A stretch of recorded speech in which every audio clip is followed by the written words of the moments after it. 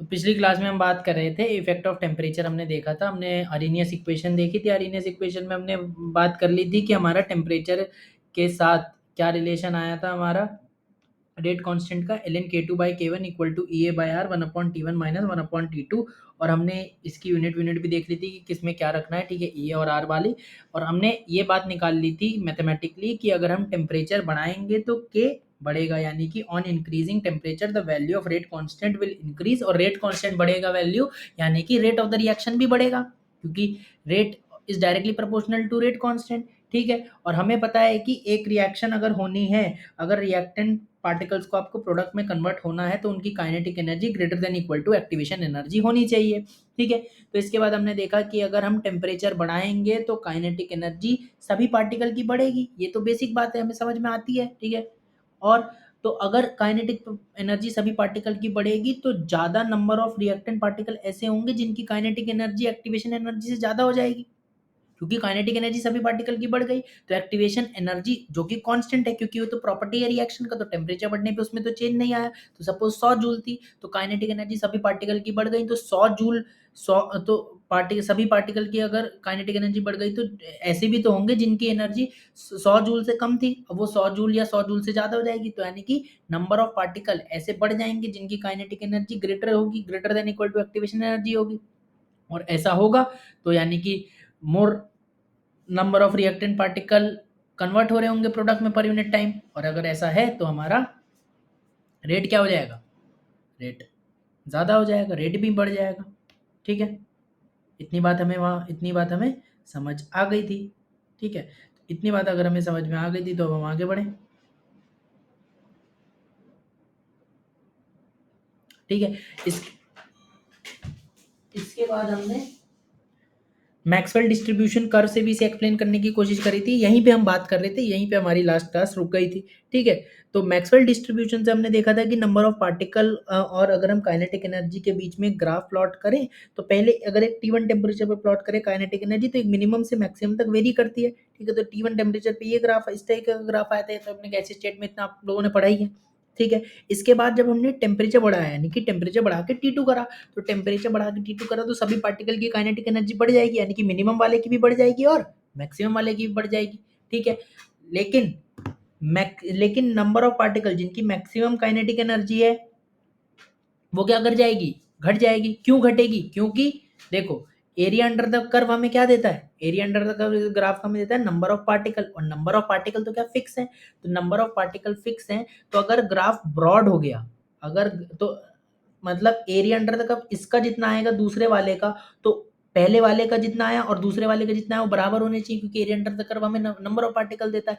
तो अगर graph broad हो गया, अगर ग्राफ ब्रॉड हो गया तो छोटा होना ही पड़ेगा, तभी area under the curve fix रहेगा, ठीक है, क्योंकि नंबर ऑफ पार्टिकल फिक्स है। इस वजह से ऐसे ऐसे number of particle which are having maximum kinetic energy उनका नंबर कम हो जाता है, लेकिन मिनिमम काइनेटिक एनर्जी भी बढ़ जाती है और मैक्सिमम काइनेटिक एनर्जी बढ़ जाती है, जिसकी वजह से ग्राफ ब्रॉड हो जाता है, अलॉन्ग एक्स एक्सिस के अलॉन्ग हमारा ब्रॉड हो जाता है। तो सपोज हमारी एक्टिवेशन एनर्जी थी, तो अब टेम्परेचर बढ़ा है तो ये तो चेंज नहीं हुई, लेकिन अगर हम बात करें नंबर ऑफ पार्टिकल्स की जिनकी काइनेटिक एनर्जी एक्टिवेशन एनर्जी से ज़्यादा होगी, वो बढ़ जाएंगे, ठीक है। कैसे, हम पहले अगर T1 टेम्परेचर पे देखें तो कितने पार्टिकल, इसके जो राइट में जितने पार्टिकल होंगे वो सारे पार्टिकल की जो काइनेटिक एनर्जी होगी वो एक्टिवेशन एनर्जी से ज़्यादा होगी, ठीक है। अगर हम एरिया किसकी बात करें, इस वाले एरिया की बात करें, ठीक है, ये जो एरिया है, ठीक है, अगर हम इसको माने पॉइंट ले लेते हैं यहाँ पे, ठीक है, सपोज ये हमारा ए, ठीक है, इसको ऐसे मान लो ए है, ये बी है, ये सी है और ये डी है, ठीक है। तो अगर हम ABCD का एरिया लेंगे तो हमें क्या देगा, ये देगा हमें नंबर ऑफ पार्टिकल देगा। कौन से नंबर ऑफ पार्टिकल देगा, जिनकी kinetic energy greater than equal to activation energy है, वो नंबर ऑफ पार्टिकल देगा। और अगर मैं टेम्परेचर बढ़ाया तो T2 टेम्परेचर पे अगर सेम मैं एरिया निकालूं, तो यानी कि अगर मैं इसको मान लूँ सपोज ये E है, ठीक है, और ये हमारा F है, ठीक है, इसके कॉरेस्पॉन्डिंग ये G पॉइंट है, ठीक है। अगर अब मैं एरिया निकालूं किसका, DEFG, अगर मैं DEFG एरिया निकालूं जो कि हमारा क्या हो जाएगा, ये हो जाएगा, ये ठीक है, तो एरिया हो जाएगा। तो जाहिर सी बात है कि एरिया अगर मैं लिखूं, रुको अगले पेज पे चलते हैं, ठीक है, तो अगर मैं यहाँ पे लिखूं, यहीं लिख लेते हैं, चलो ठीक है, अगर मैं अब इसे लिखूं कि एरिया, ठीक है, area A B C D, area A B C D हमें क्या दे रहा है, क्या हमें नंबर ऑफ पार्टिकल्स दे रहा है जिनकी काइनेटिक एनर्जी ज़्यादा है या बराबर है एक्टिवेशन एनर्जी के, या हम सिंपली कह सकते हैं क्या दे रहा है, पार्टिकल्स इन एक्टिवेटेड स्टेट दे रहा है, यही तो होता है पार्टिकल इन एक्टिवेटेड स्टेट, ठीक है, eight temperature equal to T1, ठीक है, और एरिया DEFG क्या दे रहा है, हमें दे रहा है particles in activated state at temperature equal to T2, और हमें ग्राफिकली पता है एरिया से कि जो एरिया हमारा, एंड क्लियरली हम कह सकते हैं, क्या कह सकते हैं, कि जो एरिया हमारा है DEFG वो ज़्यादा है एरिया ऑफ ABCD से, यानी कि number of particles in activated state at T2 temperature is greater than number of particles in activated state at T1। तो और अगर ऐसा है नंबर ऑफ पार्टिकल ज़्यादा है T2 टेम्परेचर पे एक्टिवेटेड स्टेट में, तो वही बात हो गई, यानी कि रेट भी ज़्यादा हो जाएगा। और रेट ज़्यादा कैसे होगा, पहले रेट कांस्टेंट, रेट कांस्टेंट इसकी वजह से ज़्यादा होगा, इसकी वजह से रेट ज़्यादा हो जाएगा। ये दो तरीके से हमने समझा, पहले हमने मैथमेटिकली समझा कि टेम्परेचर बढ़ने पे रेट कांस्टेंट की वैल्यू बढ़ेगी तो रेट बढ़ेगा, फिर हमने मैक्सवेल डिस्ट्रीब्यूशन कर्व से समझा। एक और तरीके से समझ लो, ठीक है, अगर मैं टेम्परेचर बढ़ाऊंगा तो इसकी वैल्यू बताओ, ये E की पावर माइनस EA/RT की वैल्यू क्या करेगी, अगर मैं टेम्परेचर बढ़ाऊंगा तो E की पावर माइनस EA/RT की वैल्यू क्या करेगी, बढ़ेगी ऑब्वियसली, ठीक है, टेम्परेचर अगर बढ़ रहा है तो, टेम्परेचर बढ़ रहा है तो E की पावर माइनस EA/RT की वैल्यू बढ़ेगी। और E की पावर माइनस EA/RT था क्या, fraction of particles in activated state, यानी कि अगर इसकी वैल्यू बढ़ गई यानी कि fraction of particle in activated state बढ़ गए, वही बात है, तो घूम फिर के वही बात है, फ्रैक्शन ऑफ पार्टिकल यानी कि number of particle in activated state बढ़ गए, और अगर ऐसा हो गया तो रेट बढ़ गया, वही बात। तो तीन तरीके से हमने बात समझ ली, बताओ ये बात क्लियर है कि नहीं, कमेंट फटाफट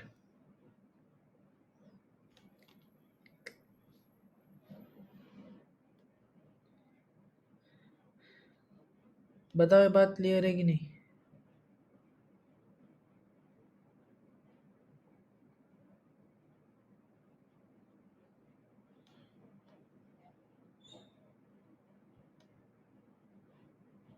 ठीक, तो क्लियर है, तो ये क्वेश्चन कर दो फटाफट,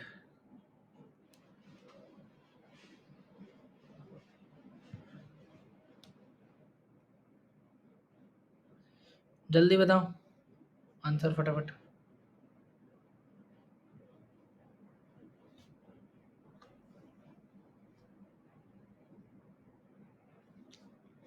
आंसर बताओ फटाफट इस क्वेश्चन का।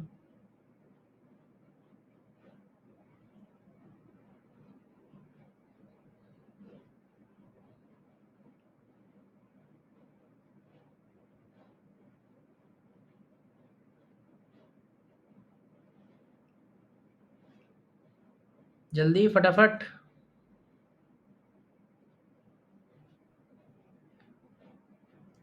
ए ऑप्शन हो गया, ठीक है, बिल्कुल ठीक। कैसे, ए ऑप्शन कैसे होगा, ठीक है, अगर हमारा टेम्परेचर बढ़ रहा है तो हमें बताओ टेम्परेचर बढ़ने पे के बढ़ता है, पहली बात तो इतनी बात हमें पता है, और के और टी में रिलेशन क्या है, के इक्वल टू ए ई की पावर माइनस EA/RT, यही है रिलेशन,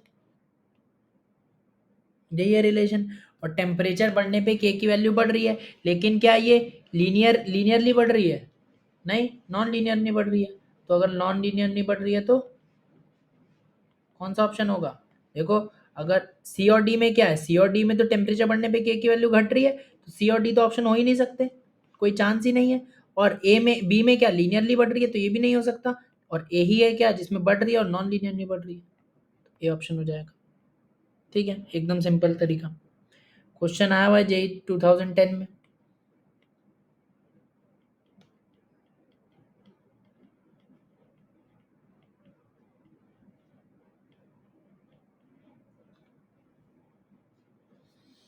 ठीक है,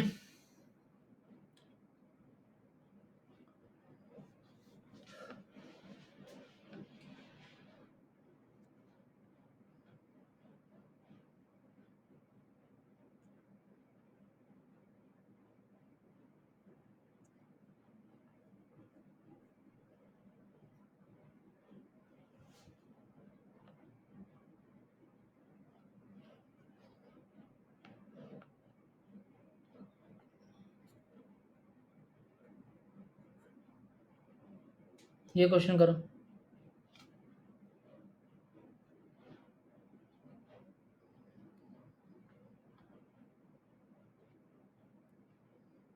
ये क्वेश्चन करो।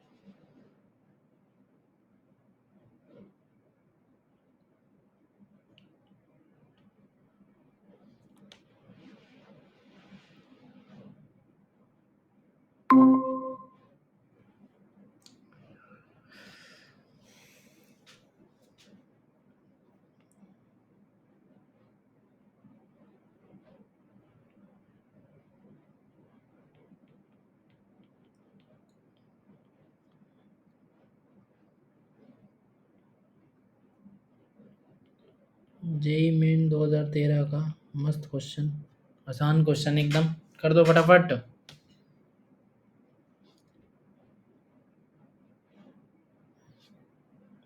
जो क्या हो जाएगा पता है हमें, रेट ऑफ रिएक्शन डबल हो रही है अगर टेम्परेचर चेंज हो रहा है 300 केल्विन से 310 केल्विन तक, तो एक्टिवेशन एनर्जी पूछ रहा है हमसे। तो हमारे पास क्या रिलेशन होता है, L N K two upon K one equal to E A upon 2.30 T R one upon T one minus one upon T two. ठीक है, अब यहाँ पे तो रेट का रिलेशन दिया है, लेकिन हमें क्या पता है कि rate is directly proportional to rate constant. तो अगर रेट पता है डायरेक्टली प्रोपोर्शनल रेट कांस्टेंट क्या होता है, तो हम क्या करें, लॉग के टू बाई के वन, जो कि कितना है, अगर R two by R one है टू, तो K two by K one भी टू हो जाएगा, क्योंकि डायरेक्टली प्रोपोर्शनल है वो, तो टू बाई वन हो जाएगा। ठीक है, equal to E A upon 2.303 R. ठीक है, one upon 300 minus one upon 310। ठीक है, अब यहाँ से आपको क्या निकालना है, एक्टिवेशन एनर्जी निकालना है, तो निकाल दो फिर फटाफट, क्या दिक्कत है इसमें। ठीक है, क्या हो जाएगी एक्टिवेशन एनर्जी, हो जाएगी ये लॉग टू, लॉग टू की वैल्यू क्या हो गई,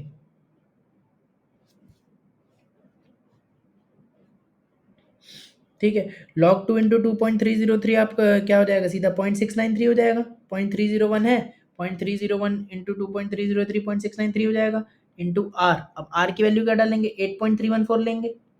ठीक है, क्योंकि एक्टिवेशन एनर्जी में किसमें, किलो जूल पर मोल में निकालनी है। ठीक है, 8.314 इंटू 300 इंटू 310 अपॉन में क्या हो जाएगा, 10 हो जाएगा। ठीक है, अब एक्टिवेशन एनर्जी किस में आएगी हमारी, जूल में आएगी, जूल पर मोल में, लेकिन किलो जूल पर मोल में निकालनी है तो 1000 से और डिवाइड कर देंगे, तो अब आ जाएगी किस में हमारी, किलो जूल पर मोल में, तो अभी किलो जूल पर मोल में आएगी। ठीक है, कितना आ जाएगा, आ जाएगा हमारा 53.6 किलो जूल पर मोल। कैलकुलेशन है, सॉल्व कर लेना। ठीक है, क्वेश्चन क्लियर हुआ, जल्दी जल्दी बताओ। ठीक है, ठीक है, तो अब क्वेश्चन तुम्हारे लिए कहाँ तक खुल चुके हैं ये देख लो। ठीक है, तो क्वेश्चन तुम लोग कर सकते हो एक्सरसाइज 1 के अप टू 59। ठीक है, एक्सरसाइज 2 के अप टू 54, यानी कि 54 तक और 59 तक आप कर सकते हो ये। ठीक है, तो ये हो गया। ठीक, तो क्वेश्चन कर लेना, डिस्कस हो जाएंगे, कोई दिक्कत नहीं। ठीक है, ये हो गया। ठीक है, तो एक्टिवेशन एनर्जी की हमारी बात हो गई। ठीक है, एक्टिवेशन एनर्जी पे हमने क्वेश्चन कर लिए। ठीक है। अब एक क्वेश्चन और है एक्टिवेशन एनर्जी के ऊपर, ठीक है। ये क्वेश्चन आप पैरेलल रिएक्शन के ऊपर है बेसिकली है, ठीक है। तो इसको एक बार देखते हैं, ठीक है। इसको मैं ही बताऊंगा, तो फिर आप इस चीज को याद रखेंगे।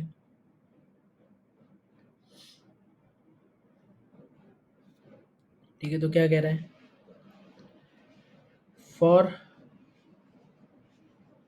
To parallel reaction, for two parallel reaction, ठीक है। क्या ए से बी इसका रेट कांस्टेंट K1 दिया है, एंड ए से सी इसका रेट कांस्टेंट हमारा K2 दिया है, ठीक है। Show the activation energy EA for the disappearance of A is given in terms of activation energy E1 and E2 for the two path by this, ठीक है। तो ये तो हमें याद ही रखना है बेसिकली एक तरीके से, लेकिन अब देखो किस तरीके का है ये, ठीक है। तो ये हमारे तो हमें प्रूव करना है, ठीक है। अब हमारे पास क्या है बेसिकली, एक दो पैरेलल रिएक्शन है, एक बार ए से बन रहा है बी और एक बार ए से बन रहा है, ठीक है, सी, ठीक है। इसका एक्टिवेशन एनर्जी कितना है, E1 है, और इसका एक्टिवेशन एनर्जी E2 है, ठीक है। और ठीक है, सपोज हमने ऐसा मान लिया इसका एक्टिवेशन एनर्जी E1 है, बल्कि हमें दिया है E1 कितना दिया है, E1 दिया है, और E2 कितना दिया है,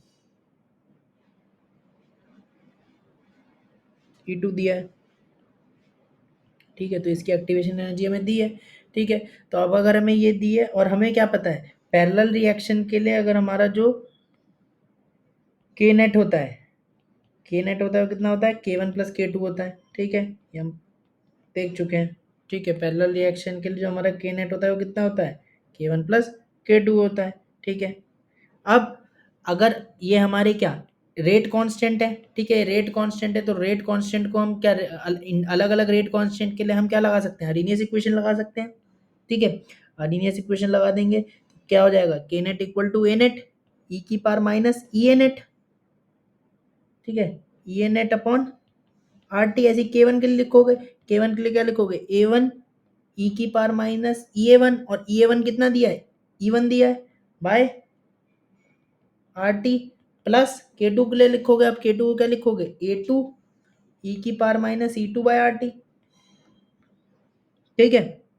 अब देखो अब क्या तरकीब लगाएंगे हम, अब तरकीब लगाएंगे हम इसे डिफरेंशिएट करेंगे, डिफरेंशिएट करेंगे क्या, D by D one by T, D one by T differentiate करेंगे, D by D one by T, यानी कि वन बाई टी को एक्स मान के डी बाई डी एक्स करते हैं, तो वन बाई टी को एक्स मान लिया, ठीक है। इस तरीके से डिफरेंशिएट करेंगे, ठीक है। तो क्या हो जाएगा, ए नेट तो कांस्टेंट ऐसे ही रहेगा, ठीक है, प्लस ये आपका इधर आ जाएगा ये क्या, minus E A net by R, minus E A net by R आपका नीचे आ जाएगा, ठीक है। और ऊपर क्या बचेगा, मल्टीप्लाई में ई की power minus E A net by R T equal to, ऐसे इधर भी आ जाएगा, A1 तो कांस्टेंट है ही, और उसका क्या आएगा, minus E1 by R T, ठीक है, और ई की power minus E1 by R T, ठीक है। ऐसे ही क्या बचेगा इधर, प्लस A2, ठीक है। इसको थोड़ा सा शिफ्ट कर लेते हैं, जगह कम है, ठीक है, A2, और क्या बचेगा इधर, माइनस E2 बाय आर, ठीक है, सॉरी आर टी नहीं बचेगा इधर, आर बचेगा, ठीक है, E2 बाय आर, क्योंकि टी के रिस्पेक्ट में तो वन बाय टी के रिस्पेक्ट में तो डिफरेंशिएट ही कर रहे हैं, तो माइनस E1 बाय आर और माइनस E2 बाय आर बचेगा, ठीक है। ई की power minus E2 by R T, ठीक है, ये बचा। अब मेरे को बताओ, क्या ए नेट इंटू ई की power minus E A net by R T क्या था, के नेट था, और A1 ई की power minus E1 by R T क्या था, K1 था, ऐसी A2 ई की power minus E2 by R T क्या था, K2 था। तो अब ये जो ए नेट इंटू ई की power minus E A net by R T है, क्या मैं इसको के नेट लिख सकता हूँ, बिल्कुल लिख सकता हूँ, ठीक है। और इसी तरीके से मैं इसको और इसका मल्टीप्लाई को K1 लिख सकता हूँ, और इसके मल्टीप्लीकेशन को K2 लिख सकता हूँ, और माइनस वन बाय आर के मैं कॉमन लेके काट सकता हूँ, बिल्कुल काट सकता हूँ। तो क्या बचेगा, दो, जब मैंने दो चीजें करी तो मेरा बचा ई ए नेट, ठीक है, E A net dot K net equal to E1 K1, plus, ठीक है, E2K2 ये बचा, ठीक है। और के नेट क्या होता है, के नेट क्या था अपना पैरेलल रिएक्शन के लिए, के नेट क्या होता है, इंडिविजुअल रेट कांस्टेंट का एडिशन होता है, ठीक है। तो K1 प्लस K2 हो जाएगा इस केस में, क्योंकि दो दो रिएक्शन है पैरेलल, ठीक है। तो ई ए नेट आपका क्या आ जाएगा, ई ए नेट आ जाएगा K1 E1 K1 चाहे K1 E1 लिख दो इसे, ठीक है, प्लस K2 E2, इस फॉर्म में इसलिए लिख रहा हूँ क्योंकि इसी फॉर्म में पूछा है, अपॉन के नेट को लिख दिया K1 प्लस K2, ठीक है। तो हमारा प्रूव हो गया है, ठीक है, ठीक है। जेई वाले बच्चे इसे ध्यान रखें रिजल्ट के तौर पे, जेई एडवांस में आ सकता है, मेंस में आने की चांस नहीं है, और नीट पे भी आने के कहीं से कहीं तक कोई चांस नहीं है, ठीक है। चलो, तो ये बात हो गई, पैरेलल रिएक्शन हमने देख ली थी, उसके बाद हमने इसका एक्टिवेशन एनर्जी का भी एक रिलेशन देख लिया, आप इसको ध्यान रख सकते हो एज अ रिजल्ट, ठीक है।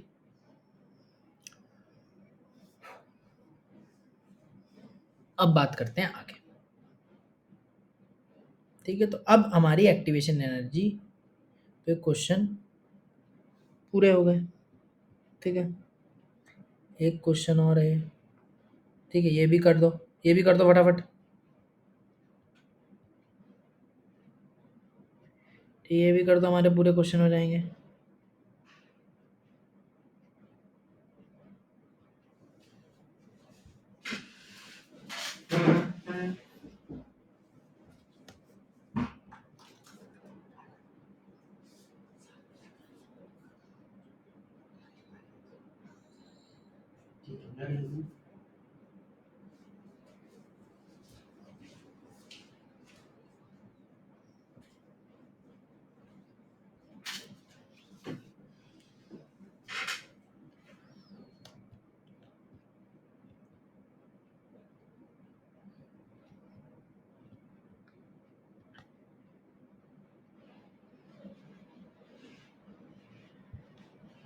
फटाफट बता दो आंसर क्या है। ये क्वेश्चन तो ताज़ा ताज़ा आया हुआ है, इतना इतना भी ताज़ा नहीं है वैसे, कब आया ये, जेई मेन 2019, ठीक है, वही कॉन्सेप्ट है। मेरे को लगा था इतने क्वेश्चन है, लेकिन मैंने एक ग्राफ का भी क्वेश्चन डाल दिया था, नहीं भी डालता तो भी कोई दिक्कत नहीं थी। एल के वर्सेस 1/t का ग्राफ कल ही बताया था, ठीक है, पिछली क्लास में ही बताया था। तो क्या था, एल के रिलेशन क्या था, equal to L A minus क्या था, स्लोप बताओ, ध्यान है कि नहीं, ध्यान ध्यान है चीज़ें कि नहीं, ग्राफ कल कराया था, ये रहा, ध्यान है, L K equal to L N A minus E A by R T, यही बनता था, ठीक है। ध्यान आ गया, अब ध्यान आ गया होगा, दिखा दिया तो, ठीक है। तो minus E A by R into 1/t इस तरीके से हो गया, ठीक है। अब ये तो हमारा y एक्सिस पे है, तो ये तो y हो गया, ठीक है, ये चीज़ तो y हो गई, ठीक है। 1/t वाली चीज़ क्या हो गई हमारी, x हो गई, ठीक है। और आप इसको अब कंपेयर कर दोगे, कंपेयर कैसे कर दोगे, y equal to C plus M X से कंपेयर कर दोगे। हमें क्या दिया है, स्लोप की वैल्यू दी है -4606, और स्लोप है क्या असल में, ये बाय आर, ठीक है। स्लोप बेसिकली क्या, अगर मैं स्लोप की बात करूँ तो स्लोप क्या, minus E A by R होगा, ठीक है। अगर प्लस एम, स्लोप क्या है एम, ठीक है, तो यानी कि प्लस एम, तो स्लोप कितना हो गया हमारा, minus E A by R, तो minus E A by R की वैल्यू कितनी हो गई, 4606, ठीक है।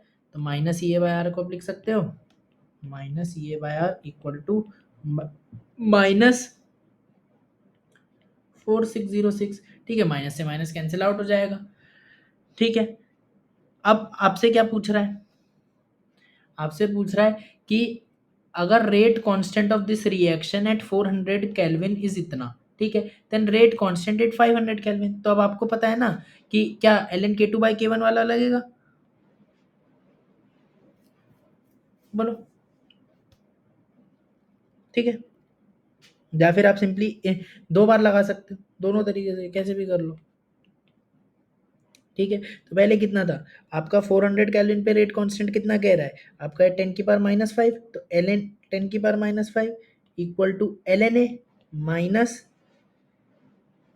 E A by R. अब ई ए बाय आर को क्या लिख सकता हूँ, क्या 4606 लिख दूँ, लिख देता हूँ, ठीक है। 4606 इंटू 1 बाय क्या टी, और टेम्परेचर क्या है 400 केल्विन, केल्विन में लिखते हैं, ठीक है। फिर दूसरा जब करा तो एल क्या हो गया, एल के ये तो हमें निकालना ही, rate constant equal to L N A minus E A by R की वैल्यू फिर से 406 इंटू 1/500, क्योंकि टेम्परेचर क्या है 500 केल्विन है, ठीक है। अब क्या कर दें, माइनस कर दूं, सेकंड इक्वेशन माइनस फर्स्ट कर दूं,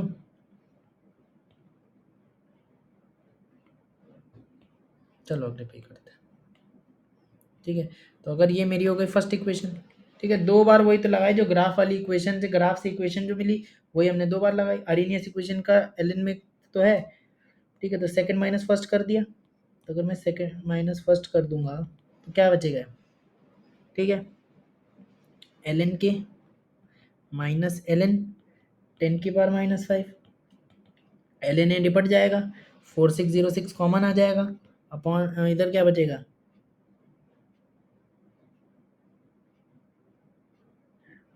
1/400 माइनस 1/500, वही सीधे भी लगा सकते थे, ठीक है। ये क्या हो जाएगा एल एन K2/K1 यानी कि K/10⁻⁵, ठीक है, ठीक है। अगर अब ये ln में है तो अगर मैं इसे लॉग में करता हूँ तो यहाँ क्या आ जाएगा 2.303 आ जाएगा, ठीक है। अगर मैं लॉग में लगा लेता हूँ, ठीक है, क्योंकि ऊपर पहले अगर इसे लॉग में बदला तो यहाँ 2.303 आता, वो डिवाइड में चला गया इधर, ठीक है। तो अब क्या हो गया, इसे सॉल्व करो, कितना हो रहा है 500 माइनस 400 ऊपर हो जाएगा, ठीक है, 100 बचेगा, इधर क्या बचेगा 400 इंटू 500 बचा, और इधर क्या, ठीक है, इधर क्या बचा 2 इंटू 10⁻³ बचा, ठीक है, 2 इंटू 10⁻³ बचा, और क्या, और आपका ये 3 5 4 जीरो, देखो 3 जीरो यहाँ से और 1 2 3 जीरो गई है, ठीक है, 1 जीरो यहाँ से 1 जीरो यहाँ से गई, 4 5 ज़ा 20 हो गया, या आप ऐसे कर लो 2 2 2 5 ज़ा 10, ये तो पूरा खत्म हो गया, 1 बच गया है, तो ठीक है 1 बच गया, तो कितना हो गया, अगर तो कितने लॉग की वैल्यू 1 होती है, लॉग बेस 10 ही है, लॉग है तो मतलब तो क्या हो गया K/10⁻⁵ इक्वल टू 10 हो गया, क्योंकि log 10 की वैल्यू 1 होती है, तो K कितना हो गया 10⁻⁴ आ गया सेकंड इनवर्स, ठीक है। तो सिंपली आप ये भी लगा सकते थे सीधा log K2/K1 equal to EA/2.303 R, वहां पे EA/R की वैल्यू आप लिख देते क्या 4606, ठीक है, और 1/T1 माइनस 1/T2, तो सिंपली सीधा भी ये लगा कर सकते थे, मैंने यहाँ से कर दिया, ठीक है, थोड़ा सा लंबा पड़ गया मान लिया, लेकिन कैसे भी कर सकते हो, आंसर तो वही आएगा ना, आंसर कहाँ जाएगा, ठीक है। बताओ हुआ, ठीक है, बोलो, ठीक है, तो हो गया, तो आगे बढ़ते हैं, ठीक है, होमवर्क इसके बाद लिख देते हैं यहाँ पे, ठीक है। तो यहाँ पे हमारी आरएनएस वाली ख़त्म हो गई और यहाँ हमने होमवर्क भी दे दिया, ठीक है। तो अगले टॉपिक की ओर बढ़ते हैं जो कि हमारा टेम्परेचर कोफिशिएंट है, ठीक है। तो आरएनएस इक्वेशन पे जितने भी क्वेश्चन बन सकते थे हमने बना दिए और डिस्कस कर लिए, तो उस पर अब और क्वेश्चन ज़्यादा है नहीं, तो बाकी शीट वीट करोगे तो नॉलेज बढ़ जाएगी, ठीक है। टेम्परेचर कोफिशिएंट एक इंपॉर्टेंट चीज़ है जिसको म्यू से डिनोट करते हैं, ठीक है। टेम्परेचर कोफिशिएंट पहले तो है क्या, नीट के लिए भी जेई के लिए दोनों के लिए बहुत इंपॉर्टेंट है, ठीक है। पहले तो है क्या है लिखो पहले तो, टेम्परेचर कोफिशिएंट से क्या मतलब है। ठीक है, तो टेम्परेचर कोफिशिएंट कहता है, डिफाइन करते हैं पहले। It is defined as ratio of rate constants. It is defined as ratio of rate constants of a particular reaction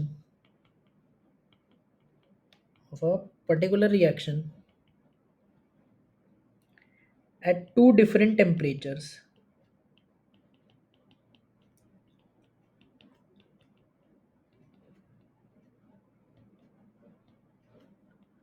differed by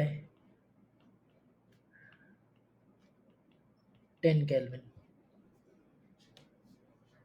ठीक है, तो यानी कि पहली बात तो अगर हम एक पर्टिकुलर रिएक्शन के लिए रेट कांस्टेंट की वैल्यू फिक्स होती है, टेम्परेचर से बदलती है, इतनी भी पता है। तो अगर हम एक एक ही रिएक्शन के लिए अलग अलग टेम्परेचर 10 केल्विन का डिफरेंस का अगर हम कोई टेम्परेचर लें, यानी कि सपोज एक हमने लिया टी केल्विन, एक लिया T+10 केल्विन, तो रेट कांस्टेंट की दोनों पे वैल्यू अलग अलग आएगी। ठीक है, अलग अलग आएगी, तो इसी के रेशियो को हम क्या कहते हैं, टेम्परेचर कोफिशिएंट कह देते हैं। टेम्परेचर कोफिशिएंट क्या हुआ, for a reaction temperature coefficient जो कि हमारा म्यू। ठीक है, इसको क्या कहते हैं, रेट कांस्टेंट का क्या है, एक पर्टिकुलर रिएक्शन के लिए रेट कांस्टेंट का रेशियो है, यानी कि के अपॉन के है। लेकिन अगर एक है टी केल्विन पे तो दूसरा है T+10 पे, तो आप ऐसे याद रखो के T+10 अपॉन के टी। ठीक है, ये क्या हुआ हमारा टेम्परेचर कोफिशिएंट हुआ। ऑब्वियसली मुझे बताओ अगर एक पर्टिकुलर रिएक्शन है तो इसके के की वैल्यू यानी कि रेट कांस्टेंट की जो यूनिट होगी वो तो सेम होगी, चाहे टेम्परेचर किसी पे भी ले लो, ऑर्डर ऑफ रिएक्शन पे डिपेंड करती है ना। तो अगर एक पर्टिकुलर रिएक्शन है तो उसका ऑर्डर तो फिक्स रहेगा ना, तो के T+10 पे जो यूनिट आएगी के टी पे भी वो यूनिट होगी। तो म्यू कैसा हो गया, यूनिटलेस हो गया। ठीक है, क्योंकि एक ही रिएक्शन का के है, भले ही दो अलग अलग टेम्परेचर पे है। दूसरी बात, क्या टेम्परेचर बढ़ने पे के का वैल्यू बढ़ जाता है, बिल्कुल बढ़ जाता है। हमने तीन तरीके से देखा, तो टेम्परेचर बढ़ने पे के का वैल्यू बढ़ जाता है तो न्यूमरेटर ग्रेटर देन होगा डिनोमिनेटर, तो म्यू का वैल्यू ऑलवेज ग्रेटर देन 1 होगा। दो बात समझ आ गई। ठीक है, तो पर म्यू का वैल्यू ग्रेटर देन 1 होगा, पर प्रैक्टिकली कितना पाया जाता है वो देखो।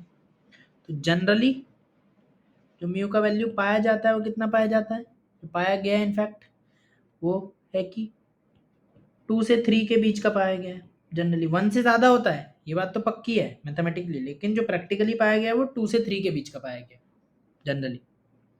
ठीक है, इतनी बात समझ आई। ठीक है, तो बेसिकली दो रेट कांस्टेंट का ही रेशियो है एक पर्टिकुलर रिएक्शन के लिए दो अलग अलग टेम्परेचर पे जिनका 10 केल्विन का डिफरेंस हो। ठीक है, इसी चीज़ को क्या मैं अलग तरीके से लिख सकता हूँ, देखो इसी चीज़ को, इसको बस ऐसे लिख रहा हूँ देखो।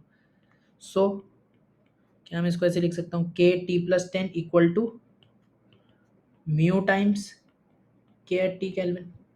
ठीक है, और क्या मुझे एक बात पता है, since rate is directly proportional to rate constant, तो मैं इसको ऐसे भी लिख सकता हूं कि rate at T+10 kelvin equal to mu times rate at T kelvin. बोलो, मतलब अगर मैं अगर अगर टेम्परेचर कोफिशिएंट मान लो 2 है, अगर टेम्परेचर कोफिशिएंट 2 है तो 10 केल्विन टेम्परेचर बढ़ाने पे 10 केल्विन टेम्परेचर बढ़ाने पे रेट कितना हो जाएगा, डबल हो जाएगा। अगर टेम्परेचर कोफिशिएंट 3 है, म्यू का वैल्यू 3 है, तो 10 केल्विन टेम्परेचर बढ़ाने पे हर 10 केल्विन टेम्परेचर बढ़ाने पे कितना होगा, 3 गुना होता जाएगा। पहले मान लो कोई टेम्परेचर टी था, मैंने T+10 कर दिया, मान लो म्यू 2 है तो 2 गुना हो गया। ठीक है, फिर मैंने T+10 का भी 10 बढ़ा दिया यानी कि T+20 कर दिया, तो रेट कितनी हो गई, फर्दर 2 गुना हो गई, यानी कि ओरिजिनल की कितनी 4 गुना। फिर टी प्लस और 10 बढ़ा दिया यानी कि T+30 कर दिया, तो फिर और 2 गुना हो गई, मतलब ओरिजिनल की कितनी 8 गुना हो गई। ऐसे ही और 10 बढ़ाया तो 16, फिर 32, फिर 64। ऐसे ही 3 के टाइम में भी होगा, पहले 3 गुना, फिर कितनी 9 गुना हो जाएगी, फिर 81 टाइम्स हो जाएगी। इस टाइप से हर 10 केल्विन टेम्परेचर बढ़ाने पे रेट कितनी हो जाएगी, म्यू टाइम्स हो जाएगी। तो इसी बात को स्टार लगा के लिख लो। ठीक है, means on every 10K increase in temperature, मतलब हर 10 केल्विन बढ़ाने पे टेम्परेचर को रेट बिकम्स म्यू टाइम्स, ठीक है। लेकिन एक बात यहाँ पे लिखना, ठीक है, ये कब है, जब म्यू टेम्परेचर इंडिपेंडेंट है। इसे समझाता हूँ, म्यू इज टेम्परेचर इंडिपेंडेंट, ठीक है, और बाय डिफॉल्ट आपको यही मानना है, ठीक है।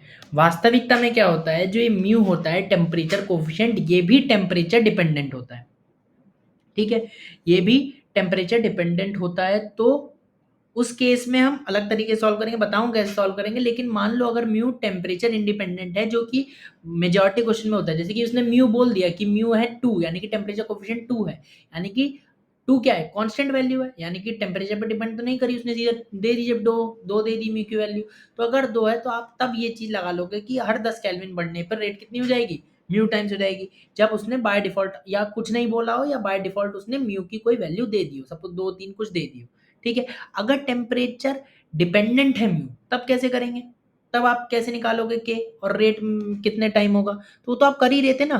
तब आपको ऐसे नहीं बोलेगा कि 10 केल्विन बढ़ा दिया, तब आपको बोल देगा सपोज कि 300 से 310 केल्विन कर दिया, 300 केल्विन था, फिर मतलब आपको टेम्परेचर बताएगा कि कितने से कितना करा, ठीक है। और आप फिर आपको डेटा वेटा दिएगा, तो आप यही निकालोगे L N K two by K one, ऐसे L N R two by R one भी लिख दोगे, ठीक है, जो अभी तक हमने करा, ठीक है। E A by R 1/T1 minus 1/T2, activation energy भी वो दे के रखेगा, ठीक है, और टेम्परेचर भी बताएगा कितने से कितना करा, और आप फिर इस तरीके से आप निकाल लोगे कि रेट कितने टाइम हो गई, या रेट कांस्टेंट कितने टाइम हो गया, ठीक है। अगर म्यू टेम्परेचर डिपेंडेंट है तो आपको इस तरीके से डेटा देगा, ठीक है। तो ये तो आप कर ही लोगे इस टाइप के क्वेश्चन। लेकिन अगर म्यू टेम्परेचर इंडिपेंडेंट है बाय डिफॉल्ट, जो कि मानना है, तो हर 10 केल्विन इंक्रीज पे रेट कितने टाइम हो जाएगा, म्यू टाइम हो जाएगा,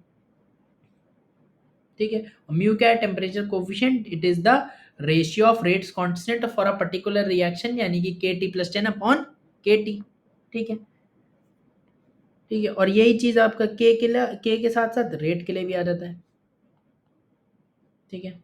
तो रेट के लिए भी आप लिख सकते हो rate T plus 10 upon rate at T, ठीक है।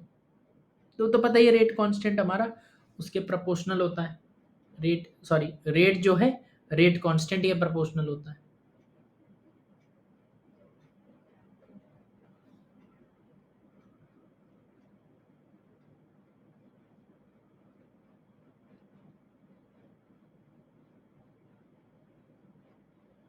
बोलो, आ गया, बोलो भाई, ठीक है,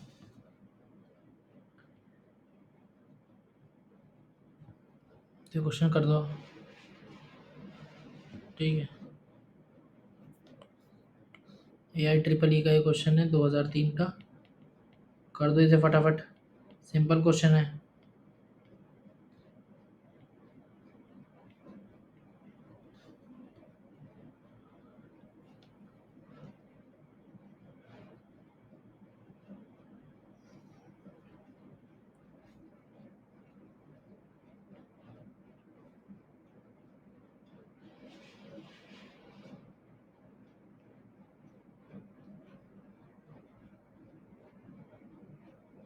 ठीक है, 50 है, कंफ्यूज मत होना, ये जो है 50 है। बताओ फटाफट, इतना मुश्किल नहीं है।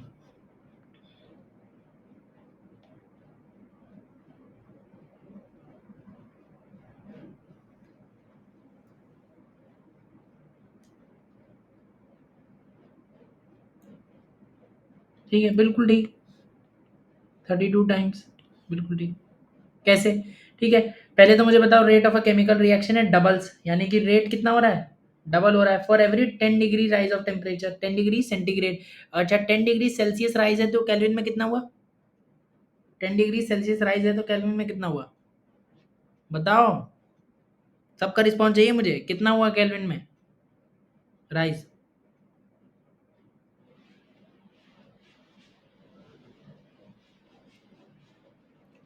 10 डिग्री सेल्सियस राइज है टेम्परेचर का, यानी कि राइज मतलब 10 डिग्री इंक्रीज हुआ, तो केल्विन में भी कितना होगा, 10 केल्विन इंक्रीज होगा। अगर 27 डिग्री सेंटीग्रेड था, इसे मैंने कर दिया 37 डिग्री सेंटीग्रेड, तो कितना इंक्रीज हुआ सेल्सियस में, 10 हुआ। ठीक है, और इसको अब केल्विन में कन्वर्ट करो, 300 केल्विन, ये कितना होगा 310 केल्विन। तो इसमें भी इंक्रीज कितना हुआ 10 केल्विन। तो इंक्रीज तो वही रहता है, चाहे आप सेल्सियस में करो चाहे केल्विन में करो। ठीक है, 10 केल्विन इंक्रीज होने पे रेट कितना हो रहा है, डबल हो रहा है। डबल हो रहा है मतलब म्यू का वैल्यू कितना है, 2 है। म्यू का वैल्यू 2 है, यानी कि अगर टेम्परेचर कह रहा है 50 डिग्री सेंटीग्रेड बढ़ गया, यानी कि 50 केल्विन बढ़ गया, क्योंकि रेज मतलब इंक्रीज, वही मतलब हो गया। तो रेट ऑफ रिएक्शन कितने टाइम होगा, तो हर 10 डिग्री पे या हर 10 केल्विन पे बढ़ने पे कितने टाइम होता है रेट, इस समय म्यू टाइम होता है। म्यू कितना है, डबल है, यानी कि 2 है। तो 10 डिग्री बढ़ने पे कितना, 2 गुना हो गया। और 10 बढ़ने पे कितना, 4 गुना हो गया। और 10 बढ़ने पे कितना हो गया, 8 गुना। और 10 बढ़ने पे 16 गुना। और 10 बढ़ने पे 32 गुना। 2 की पावर 5 सिंपली 50 डिग्री सेंटीग्रेड बढ़ा है तो आप 5 गुना कर दोगे, सिंपल मतलब 5 बार डबल कर दोगे, यानी कि 2 की पावर 5 आ जाएगा। ठीक है, तो 32 टाइम्स हो जाएगा। बोलो, ठीक है, तो 2 की पावर 5 टाइम्स हो जाएगा, क्योंकि 50 डिग्री। ठीक है, और क्या, चलो आगे बढ़ते हैं। ठीक है, अब इफेक्ट ऑफ टेम्परेचर हमने देख लिया कि कैसे है। हमने बात करी थी कि के एक पर्टिकुलर रिएक्शन के लिए क्या तो टेम्परेचर से चेंज होता है, या फिर टेम्परेचर चेंज करने पे चेंज होता है, या फिर कैटलिस्ट यूज करने पे। तो टेम्परेचर वाला हमने चीज देख ली, अब कैटलिस्ट वाली देखते हैं। पहले तो कैटलिस्ट होता क्या है ये बात हमें पता लगे। ठीक है, इसकी डेफिनेशन 1 मार्क के लिए बोर्ड में भी आती है। तो पहले तो कैटलिस्ट की डेफिनेशन लिखो आप कि कैटलिस्ट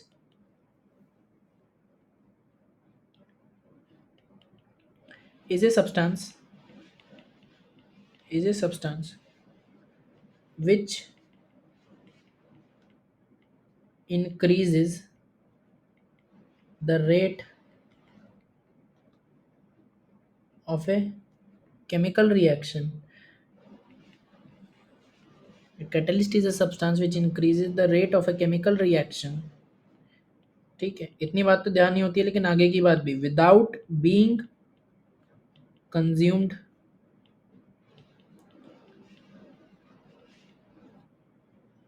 इन द रिएक्शन। ठीक है, तो हो गया कैटलिस्ट। ठीक है, it is a substance which increases rate of a chemical reaction without being consumed in the reaction. ठीक है, तो पहली बात तो क्या माना जाता था, यूपीएससी की डेफिनेशन थी कैटलिस्ट की कि catalyst is a substance which alters the rate of chemical reaction without being consumed in the reaction. पहले थी कि ऑल्टर, यानी कि बढ़ा भी सकता है और घटा भी सकता है रेट ऑफ रिएक्शन को। अच्छा, फिर कैटलिस्ट को दो तरीके से क्लासिफाई कर दिया जाता था कि पॉजिटिव कैटलिस्ट है जो कि रेट ऑफ रिएक्शन को बढ़ाता है, और एक नेगेटिव कैटलिस्ट होता है जो रेट ऑफ रिएक्शन को घटाता है। लेकिन अब ये सब चीज हटा दी गई। अब कैटलिस्ट यही इसी को बोला जाता है यूपीएससी के अकॉर्डिंग कि वो सब्सटेंस जो कि किसी केमिकल रिएक्शन के रेट को इंक्रीज कर पाए विदाउट बीइंग कंज्यूम्ड, उसको हम बोलेंगे कैटलिस्ट। अच्छा, और जो वो नेगेटिव कैटलिस्ट था उसको क्या बोलते हैं, उसको अब इनहिबिटर बोल देते हैं। यानी कि नेगेटिव कैटलिस्ट कुछ नहीं है, इनहिबिटर है। ठीक है, तो कभी नेगेटिव कैटलिस्ट देखा हुआ सुन लो, तो मतलब इनहिबिटर एक ऐसा सब्सटेंस है जो कि रेट ऑफ रिएक्शन को घटा रहा है without being consumed in the reaction. ठीक है, अच्छा, और ये हमने बात पहली भी करी थी कि ऐसा कोई यूनिवर्सल कैटलिस्ट नहीं होता है, यानी कि कोई ऐसा कैटलिस्ट नहीं है जो हर टाइप की केमिकल रिएक्शन के रेट को बढ़ा पाए। ठीक है, ऐसा कोई सब्सटेंस नहीं है जो हर केमिकल रिएक्शन को बढ़ा पाए, हर केमिकल रिएक्शन के रेट को बढ़ा पाए। जैसे कि हमने पढ़ा था एसिडिक हाइड्रोलिसिस ऑफ एस्टर, उसमें कौन सा था कैटलिस्ट, उसमें H प्लस कैटलिस्ट था। तो अब ऐसा नहीं कि हम उसमें कुछ और सब्सटेंस लेंगे तो वो भी कैटलिस्ट की तरह काम करेगा, या H प्लस हर रिएक्शन के लिए कैटलिस्ट की तरह काम करेगा। ठीक है, और कुछ रिएक्शन ऐसी भी हैं जिनमें कोई सब्सटेंस कैटलिस्ट की तरह काम ही नहीं कर सकता, कई ऐसी भी रिएक्शन होती हैं। ठीक है, कई ऐसी रिएक्शन होती हैं जिनमें कोई सब्सटेंस कैटलिस्ट की तरह काम ही नहीं कर सकता, जैसे रेडियो एक्टिव डिके वगैरह होते हैं। ठीक है, बेसिकली केमिकल रिएक्शन नहीं है वो। ठीक है, लेकिन मतलब एक एग्जांपल है जिनमें कोई कैटलिस्ट की तरह काम नहीं कर सकता कोई सब्सटेंस। ठीक है, तो इतनी बात समझ आ गई। अब कैटलिस्ट अगर रेट ऑफ रिएक्शन को बढ़ा रहा है, ठीक है, तो रेट ऑफ रिएक्शन को बढ़ा रहा है तो इफेक्ट कैसे डालेगा, कैसे बढ़ा रहा है रेट ऑफ रिएक्शन को, उस बात को पहले देखते हैं। ठीक है, लिखते हैं, हेडिंग डालो इफेक्ट ऑफ कैटलिस्ट, मतलब कैटलिस्ट करता क्या है, रेट ऑफ रिएक्शन को तो बढ़ा दिया है, तो डेफिनेशन से समझ लिया, ठीक है, डेफिनेशन से याद कर लिया, एक तरीके से समझा भी गया, ठीक है। अब समझते हैं कि कैसे बढ़ा रहा है, क्या इफेक्ट कर रहा है, कैसे इस चीज को हो रहा है, ठीक है। तो बेसिकली देखते हैं, पहले तो लिखो catalyst, catalyst provides an alternative pathway, ठीक है, प्रोवाइड्स एन ऑल्टरनेटिव पाथवे या path, alternative path for the reaction, ठीक है, ठीक है। और वो ऑल्टरनेटिव पाथ कैसा होना चाहिए, छोटा होना चाहिए, रिलेटिवली शॉर्टर, शॉर्टर नहीं होगा तो रेट तो बढ़ेगा कैसे, तो वो पाथ कैसा होना चाहिए, रिलेटिवली शॉर्टर पाथ होना चाहिए, ठीक है, ठीक है।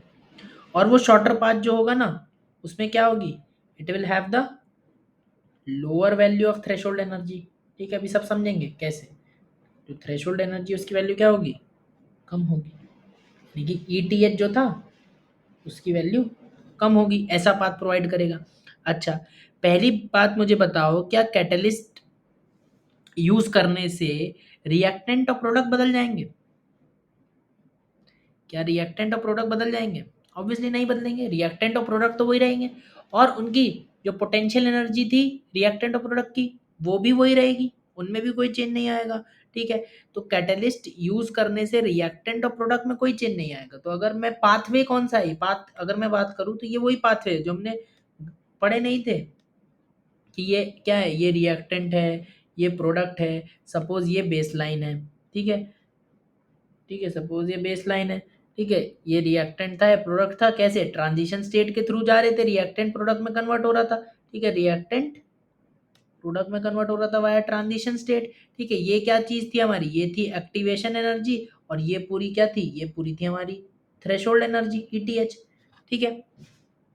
लेकिन अब क्या होगा, रिएक्टेंट और प्रोडक्ट तो वही रहे, रिएक्टेंट और प्रोडक्ट में तो कोई चेंज नहीं आया, लेकिन अब कैटलिस्ट क्या करेगा, एक छोटा पाथ प्रोवाइड करेगा। अब देखो ऐसे नीचे से तो जा नहीं सकता, नीचे से क्यों नहीं जा सकता, क्योंकि अगर अगर रिएक्शन होनी है तो रिएक्टेंट को पहले ट्रांजिशन स्टेट तक पहुंचना होगा, वो बात तो कंपलसरी है, तो ऐसे नहीं कि नीचे से पहुंचा दोगे छोटा पाथ, ठीक है, या ऐसे स्ट्रेट लाइन बना दोगे, ठीक है, तो ट्रांजिशन स्टेट तो बननी है, ठीक है, तो पाथ तो ऐसे ही होगा, लेकिन एक छोटा पाथ होगा, ठीक है, ठीक है, छोटा पाथ हो गया, छोटा पाथ हो गया, तो अब क्या, एक्टिवेशन एनर्जी क्या हो गई, अब खाली इतनी रह गई, तो एक्टिवेशन एनर्जी क्या कम हो गई, अगर मैं इसे E1 बोल दूं, इसे E2 बोल दूं, इसे ETH1 बोल दूं, तो E2 क्या छोटी हो गई E1 से, ऑब्वियसली छोटी हो गई। ऐसे ही थ्रेशोल्ड एनर्जी पहले क्या थी, यहाँ से लेके यहाँ तक थी, अब थ्रेशोल्ड एनर्जी कितनी रह गई, यहाँ से लेके यहाँ तक है, ठीक है, तो थ्रेशोल्ड एनर्जी ETH2 भी कम हो गई, यानी कि थ्रेशोल्ड एनर्जी भी कम कर दी, एक्टिवेशन एनर्जी भी कम कर दी, एक दूसरी मतलब ट्रांजिशन स्टेट जो है वो जल्दी अचीव कर दी, ठीक है, ट्रांजिशन स्टेट जल्दी अचीव कर दिया, ट्रांजिशन स्टेट की बेसिकली पोटेंशियल एनर्जी कम वाली पोटेंशियल एनर्जी पे ट्रांजिशन स्टेट अचीव हो गई, यानी कि जो हमारी potential energy of transition state थी वो क्या थी, बेसिकली थ्रेशोल्ड एनर्जी तो थी, यानी कि थ्रेशोल्ड एनर्जी कम हो गई, या potential energy of transition state कम हो गई, और इसी वजह से क्या, एक्टिवेशन एनर्जी भी कम हो गई, ठीक है। लेकिन रिएक्टेंट और प्रोडक्ट वही रहेंगे, रिएक्टेंट और प्रोडक्ट में कोई चेंज नहीं आएगा, ठीक है। मैं इंपॉर्टेंट बात कुछ कैटलिस्ट की अगर बोलूं, तो कैटलिस्ट ना तो रिएक्शन को स्टार्ट कर पाते हैं, मान लो कोई रिएक्शन है, हो ही नहीं रही है, फिजिबल ही नहीं है, ठीक है, मान लो थर्मोडायनेमिकली कोई रिएक्शन फिजिबल ही नहीं है, तो ऐसा नहीं कैटलिस्ट डाल दोगे तो रिएक्शन स्टार्ट हो जाएगी, नहीं होने की, ना ही कोई कैटलिस्ट ऐसा है, भले ही किसी रिएक्शन का वो कैटलिस्ट है, लेकिन ऐसा नहीं है वो रिएक्शन को खत्म कर देगा, कि रिएक्शन चल रही है उसको स्टॉप कर देगा, ऐसा भी नहीं होगा।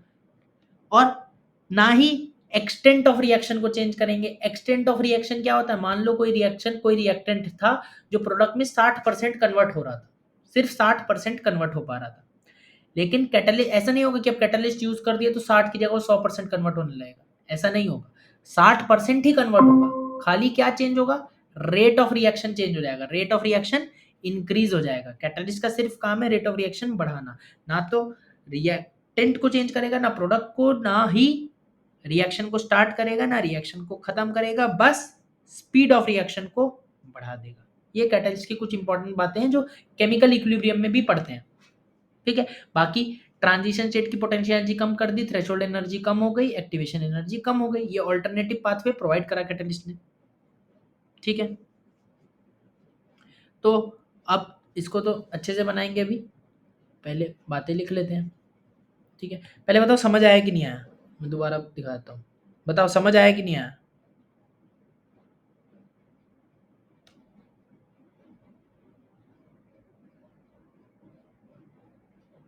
ठीक है,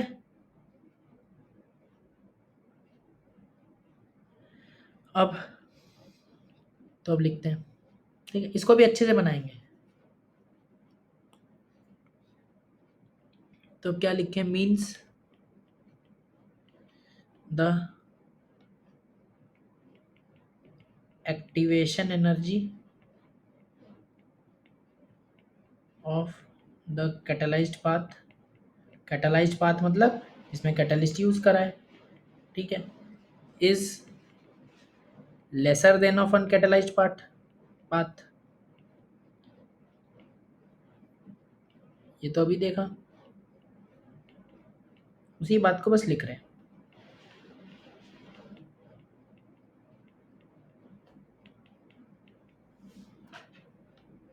एंड हेंस, ठीक है, now at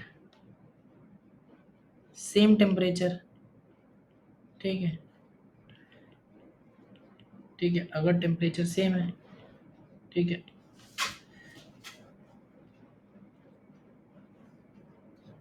more reactant particles, ठीक है, ये जो भी लाइन लिख रहा हूँ इसको समझाऊंगा। More reactant particles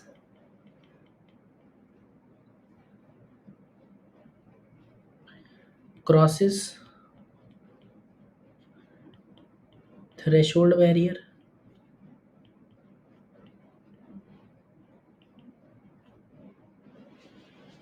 and hence rate increases, ठीक है। तो ये तो समझ में आ गई थी कि एक्टिवेशन एनर्जी कम होगी कैटलाइज्ड पाथ में, ठीक है। अब ये जो बात में लिखी कि सेम टेम्परेचर पे more reactant particle crosses threshold barrier, तो ये क्या है, वही अपने मैक्सवेल कर्व से समझते हैं, ठीक है, उसी से समझते हैं, आएगा समझ में। देखो क्या है हमारा मैक्सवेल डिस्ट्रीब्यूशन कर्व, अब तो देख चुके हैं 2-3 बार, ठीक है। मैक्सवेल डिस्ट्रीब्यूशन कर्व किसके बीच में था, नंबर ऑफ पार्टिकल्स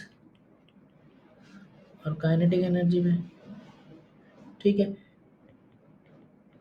तो एक टेम्परेचर पे, अब तो टेम्परेचर का वेरिएशन नहीं देख रहे हैं, ठीक है, तो उसे तो कांस्टेंट ही मानेंगे। तो एक पर्टिकुलर टेम्परेचर पे क्या होगा ग्राफ हमारा, कुछ ऐसा होगा, ठीक है। दूसरे कलर से देखते हैं, ठीक है, मिनिमम काइनेटिक एनर्जी से मैक्सिमम तक वेरी करेगा, कुछ इस टाइप का ग्राफ होगा, ठीक है। अब इस टाइप का जो हमारा ये ग्राफ होगा, अब देखो मान लो एक्टिवेशन एनर्जी कुछ थी इसकी, ठीक है, एक्टिवेशन एनर्जी सपोज ये थी, ठीक है, अनकैटलाइज्ड पाथ की। इतना तो समझ में आ गया था कि एक्टिवेशन एनर्जी कम कर रहा था कैटलाइज्ड पाथ, ठीक है। तो एक्टिवेशन एनर्जी ये पहली थी, सपोज मैंने इसे बोल दिया E1, ठीक है, एक्टिवेशन एनर्जी थी। तो अब मुझे बताओ इसमें जब टेम्परेचर तो वही है, टेम्परेचर वही है, जब एक्टिवेशन, जब अनकैटलाइज्ड पाथ था, यानी कि एक्टिवेशन एनर्जी हमारी क्या थी, ये थी E1 थी, तब number of particle in activated state कितने थे, ये वाला एरिया निकाल देंगे, तब उतने नंबर ऑफ पार्टिकल कितने हैं, किसमें, एक्टिवेटेड स्टेट में। अब कैटलिस्ट जब यूज करने पे क्या हुआ, एक्टिवेशन एनर्जी कम हो गई। अब एक्टिवेशन एनर्जी कम हो गई तो कुछ यहाँ पे हो गई सपोज, ठीक है, कम हो गई, ठीक है, ठीक है। अगर मैं इसको लिखूं तो ये कैसा है, ये है कैटलाइज्ड पाथ पे, ठीक है, और ये अनकैटलाइज्ड पाथ है,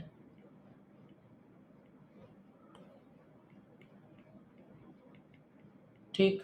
कैटलिस्ट यूज करने पे एक्टिवेशन एनर्जी कम हो गई, एक्टिवेशन एनर्जी कम हो गई तो क्या number of particle in activated state बढ़ गए। हम कैसे निकालेंगे, एरिया निकाल लेंगे ये पूरा, तो ये पूरा एरिया जो है इतने वाले एरिया से तो ज्यादा ही है।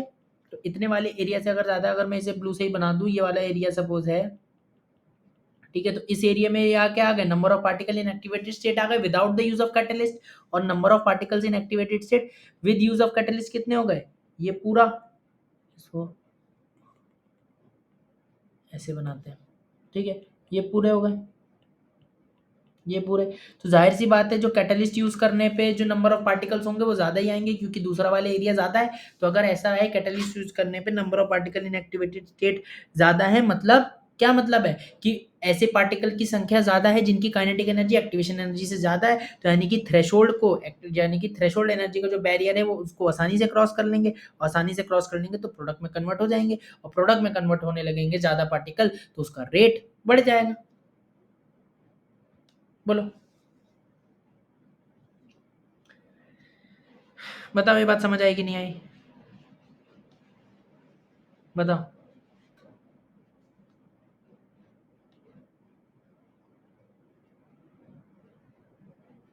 बताओ बताओ बताओ।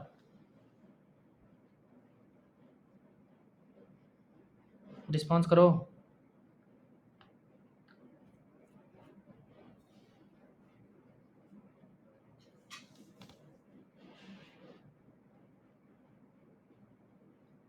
आ रही है बात समझ में?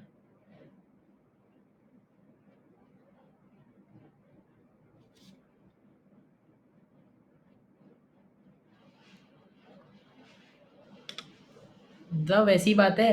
पहले क्या हो रहा था, पहले टेम्परेचर चेंज करने पे एक्टिवेशन एनर्जी नहीं बदल रही थी, काइनेटिक एनर्जी बढ़ रही थी। पहला प्यासा कुआं के पास जा रहा था, अब कुआं प्यासे के पास आ गया, अब एक्टिवेशन एनर्जी कम हो गई। तो काइनेटिक एनर्जी जो थी वो ऑटोमेटिकली एक्टिवेशन एनर्जी से ज्यादा हो गई इन पार्टिकल की। पहले टेम्परेचर चेंज करने पे काइनेटिक एनर्जी बढ़ रही थी। असर दोनों का सेम ही है, रेट दोनों में बढ़ रहा है।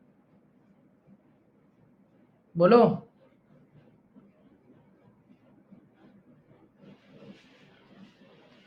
ठीक है। तो अब अपना ये ग्राफ जो हमने बनाया था, वही पोटेंशियल एनर्जी और रिएक्शन कोऑर्डिनेट के बीच में एक बार दोबारा बना लेते हैं।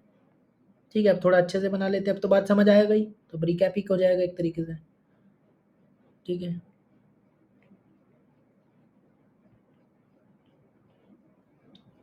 ठीक है, तो ये पोटेंशियल एनर्जी और रिएक्शन कोऑर्डिनेट, या आप बोलो प्रोग्रेस ऑफ रिएक्शन।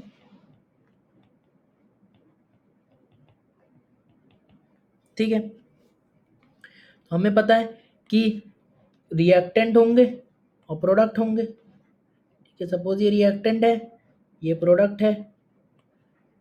ठीक है, ये रिएक्टेंट है, ये प्रोडक्ट है। इनकी अपनी क्या होगी, पोटेंशियल एनर्जी होगी। ठीक है, इसे चलो समझ आएगी। अब मैं कॉम्प्लिकेट नहीं करता हूँ यहाँ, दोबारा बना के इनकी पोटेंशियल एनर्जी इनके कॉरेस्पॉन्डिंग। ठीक है, ये क्या था, ये सपोज ट्रांजिशन स्टेट थी हमारी फर्स्ट, यानी कि अनकैटलाइज पाथ की। सपोज मैं एक अनकैटलाइज पार्ट बनाता हूँ, ये हमारा था।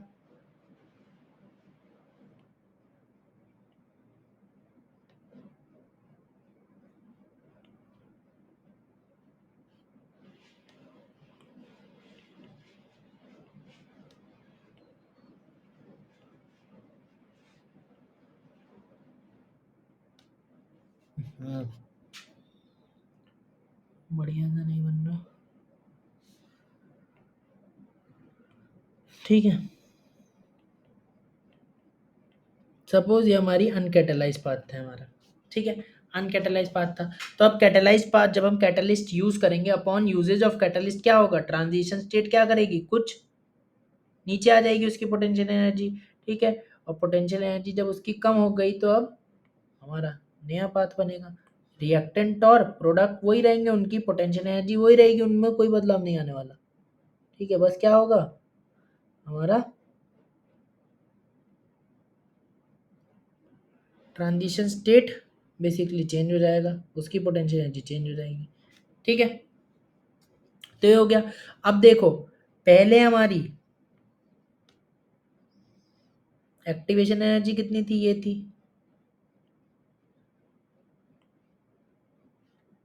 ठीक है, इसको मैं बोल रहा हूँ EA1।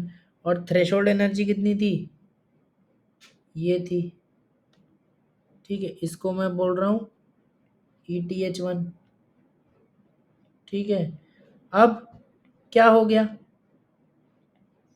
अब हमारी जो थ्रेशोल्ड एनर्जी है वो कितनी रह गई, सॉरी एक्टिवेशन एनर्जी कितनी हो गई है, EA2।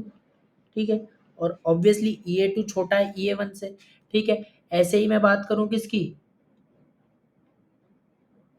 थ्रेशोल्ड एनर्जी की, तो थ्रेशोल्ड एनर्जी ये होगी, ठीक है। पुरानी चीज़ें अब ध्यान होनी चाहिए कि क्या क्या है।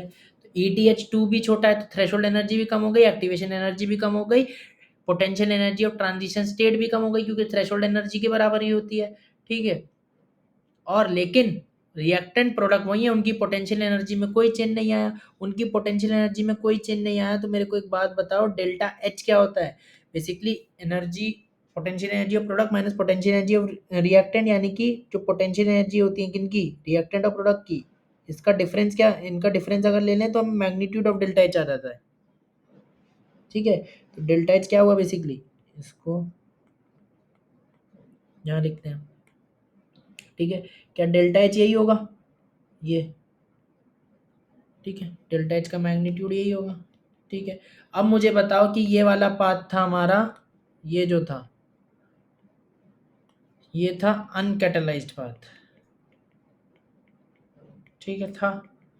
और ये जो दूसरा वाला पाथ है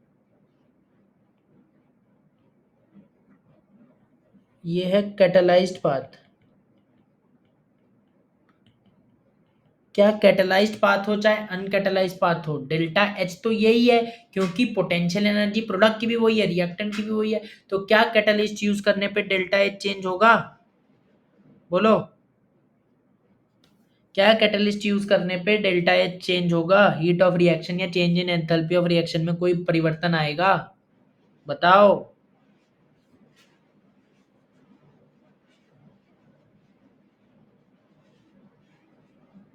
नहीं आएगा, ठीक है। तो अगर मैं इसी चीज को लिखूं, ठीक है, बार बार एक ही चीज लग रही होगी लेकिन उसी को समझ रहे हैं, ठीक है। तो हमने ग्राफ से भी और इतनी देर से बात कर रहे हैं तो ये बात तो समझ में आ गई कि जो ETH है यानी कि थ्रेशोल्ड एनर्जी है कैटलिस्ट के यूज करने पे वो कम है किससे, अनकैटलाइज्ड पाथ से। ऐसे ही हमारी एक्टिवेशन एनर्जी, अगर थ्रेशोल्ड एनर्जी कम है तो एक्टिवेशन एनर्जी भी कम है, ग्राफ से भी पता लग रहा है, ठीक है। एक्टिवेशन एनर्जी भी क्या है, कम है,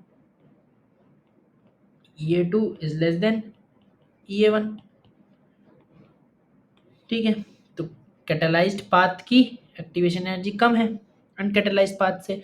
और हमें रेट कांस्टेंट का पता है आर्हेनियस इक्वेशन से कि रेट कांस्टेंट इक्वल टू ए ई की power minus E A by R T, ठीक है।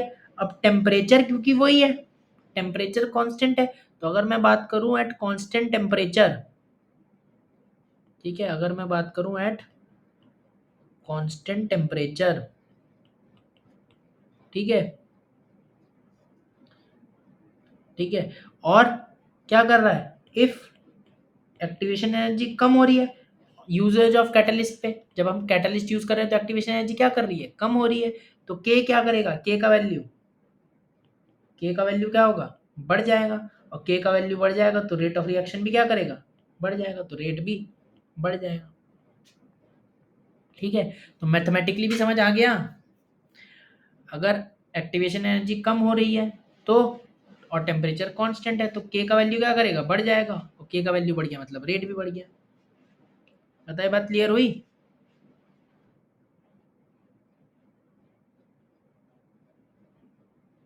बताओ, क्लियर। अच्छा, अब ये जो मैंने ग्राफ बनाया कैसी रिएक्शन के लिए है, एंडोथर्मिक के लिए है, ठीक है। लेकिन ऐसा नहीं है एक्सोथर्मिक के लिए नहीं है, वो तो मैंने एंडोथर्मिक के लिए बना दिया, ठीक है। लेकिन एक्सोथर्मिक के लिए भी ये पूरी बातें वैलिड हैं। तो कैटलिस्ट का यूज करने पे तो मैंने एक बनाना था तो एंडो बनाता, एक्सो बनाता तो मैंने एंडो बना दिया, लेकिन ऐसा नहीं है एंडो के लिए सेम चीज एक्सो के लिए भी हो सकती है, ठीक है। तो ये बात हुई कॉन्सेप्चुअल। अब बात करते हैं कुछ मैथ्स की, ठीक है। तो कुछ चीजें मैथमेटिकली बात करें, ठीक है। तो मैथमेटिकली मान लो हमने कैटलिस्ट यूज करा, तो कैटलिस्ट यूज करने पे हमारा जनरली जो ए होता है यानी कि प्री एक्सपोनेंशियल फैक्टर होता है वो सेम मानते हैं, ठीक है, यानी कि कांस्टेंट मानते हैं, ठीक है। लेट ए मान लो कांस्टेंट है, ठीक है। मैथमेटिकली हम अब देख रहे हैं। तो मेरे को बताओ जो अनकैटालाइज्ड पाथ होगा, अनकैटालाइज्ड पाथ होगा, अनकैटालाइज्ड में उसमें आप क्या, अगर मैं एल वाली इक्वेशन बोलूँ अरीनियस वाली, तो क्या होगा, L N K one equal to L N A, क्योंकि ये तो मैं सेम ही मान रहा हूँ तो ए मान लेता हूँ, माइनस क्या होगा ई ए वन, क्योंकि एक्टिवेशन एनर्जी तो चेंज हो जाएगी कैटालिस्ट यूज करने में, बाकी टेम्परेचर कॉन्स्टेंट ही है। ठीक है, और अब बात करूँ कैटालाइज्ड पाथ में, तो कैटालाइज्ड पाथ में क्या होगा, एल एन के टू। ठीक है, L N K two equal to L N A constant माना है, एक minus E A two, activation energy कम हो जाएगी। ठीक है, अपॉन आर टी, टेम्परेचर तो कांस्टेंट ही है। ठीक है, ये ऊपर वाली इक्वेशन मेरी थी फर्स्ट इक्वेशन। ठीक है, नीचे वाली इक्वेशन सेकंड है। तो मान लो मैं सेकंड माइनस फर्स्ट कर दूं। ठीक है, सेकंड माइनस फर्स्ट कर दूं तो क्या हो जाएगा, L N K to minus के one, sorry L N K to minus L N K one, और उसको क्या लिख दूंगा, L N K two by K one, बिल्कुल लिख दूंगा। ठीक है, एल एन ए निपट जाएगा और इधर क्या बचेगा, माइनस कर देंगे इसे, तो ई ए one minus E A to upon R T. तो कैटलिस्ट के यूज करने पे कैसा वेरिएशन आएगा, किस तरीके से वेरी करेगा, क्या इस पे क्वेश्चन कर लोगे, बोलो। ठीक है, ये चीज ध्यान रखो वरना एक सेकंड में निकालो, कोई इतनी बड़ी बात थोड़ी है। और नो नीड टू से कि अगर एक्टिवेशन एनर्जी जूल पर मोल में है तो आप आर किस में रखोगे, आर की वैल्यू क्या रखोगे, 8.314 रखोगे। ठीक है, तीसरी बार बता रहा हूँ ये बात शायद। ठीक है, और एक्टिवेशन एनर्जी अगर कैलोरी पर मोल में है, ठीक है, तो आर की वैल्यू क्या डालोगे, 2 डालोगे। ठीक है, और दोनों एक्टिवेशन एनर्जी की यूनिट सेम रखना, ऑब्वियसली वो बात भी समझ में आएगी। ठीक है, ई ए वन जो जिसमें रखोगे जूल पर मोल में, तो ई ए टू भी जूल पर मोल में। ठीक है, कैलोरी पर मोल में मत रखना, और ई ए वन कैलोरी पर मोल में तो ई ए टू भी कैलोरी पर मोल में।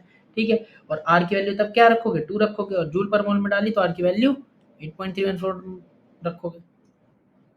ठीक है, K two by K one को R two by R one भी लिख सकते हो, क्योंकि जिस फैक्टर से रेट कांस्टेंट बदल रहे हैं उसी फैक्टर से हमारा रेट भी बदलेगा। ठीक है, अब ये बात थी जब हमारा ए सेम है, मान लो अगर ए कांस्टेंट नहीं है तो वो देगा कि ए कैसे वेरी कर रहा है, पहली बात तो। ठीक है, अगर ए वेरी कर रहा है तो वो देगा कि ए कैसे, यानी कि प्री एक्सपोनेंशियल फैक्टर कैसे वेरी कर रहा है, वरना हम कैसा ए कांस्टेंट ही मान के चलेंगे, क्योंकि ए का वेरिएशन अपने सिलेबस में नहीं है। ठीक है, ए का वेरिएशन अपने सिलेबस में कहीं से कहीं तक नहीं है, तो उस पर कोई चिंता करने की जरूरत नहीं है। ठीक है, क्या बात क्लियर है।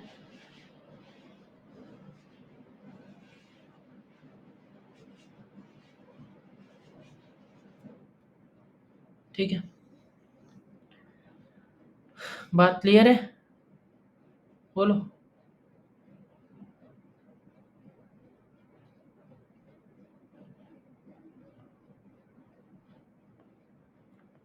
अगर बात क्लियर है तो एक क्वेश्चन कर दो मेरे लिए,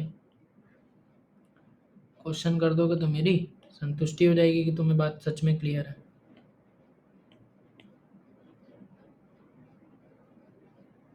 ठीक, फटाफट क्वेश्चन कर दो।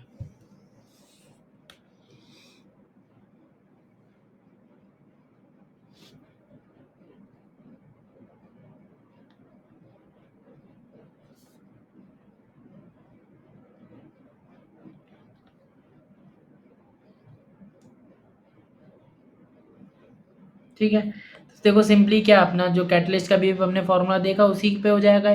कैटलिस्ट कह रहा है एक्टिवेशन एनर्जी कम कर रहा है 75 किलो कैलोरी पर मोल से 15 किलो कैलोरी पर मोल। ठीक है, what will be the effect on rate of reaction. ठीक है, तो हम क्या कह सकते हैं, L N K two by K one, K two by K one भी कह सकते हैं, R two by R one भी कह सकते हैं, रेट में पूछ रहा है तो R two by R one बोल दूँ। ठीक है, ठीक है, और अगर मान लो मैं इसे इसी चीज को लॉग में भी लिख सकता हूँ। ठीक है, क्या आता है, E A one minus E A to upon R T था अगर एल एन में था, और अगर लॉग में लिखूंगा तो क्या हो जाएगा, माइनस का 2.303 आर टी हो जाएगा। ठीक है, अब क्या, log R two upon R one तो है ही, ई ए वन क्या है 75 किलो कैलोरी पर मोल। ठीक है। और E2 क्या है 15 किलो कैलोरी पर मोल, किलो कैलोरी पर मोल है तो क्या मैं इसको कैलोरी पर मोल में कन्वर्ट कर लूँ 1000 से मल्टीप्लाई करके, बिल्कुल कर लूंगा। ठीक है। और कैलोरी पर मोल में लिख रहा हूँ तो R को क्या लिखूंगा 2 लिखूंगा, तो 2.303 इंटू 2, और टेम्परेचर दिया है क्या 27 डिग्री सेंटीग्रेड दिया है, तो आप उसको कन्वर्ट कर लोगे केल्विन में तो कितना हो जाएगा 300 केल्विन हो जाएगा। ठीक है। यहाँ से सॉल्व करोगे कितना हो जाएगा,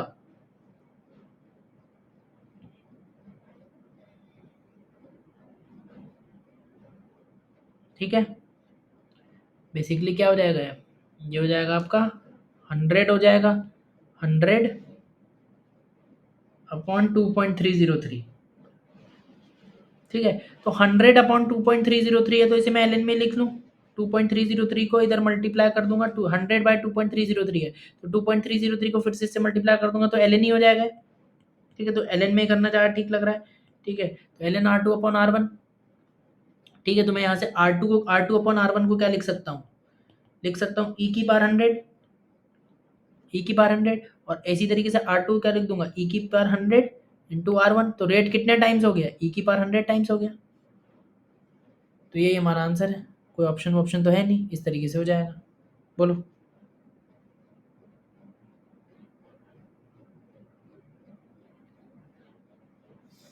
ठीक है। तो हमने कैटलिस्ट का वेरिएशन देख लिया, टेम्परेचर कोफिशिएंट की बातें कर ली, अरीनियस इक्वेशन से हमने देख लिया कि effect of temperature and catalyst on rate and rate constant पे कैसे अफेक्ट करेगा, ये हमने बात देख ली। इसके फॉर्मूले जो भी थे हमने चीज़ें देख ली। बताओ कोई दिक्कत। ठीक है। चलो फिर अभी के लिए इतना ही रखते हैं, इसके बाद आगे देखेंगे। Bye bye.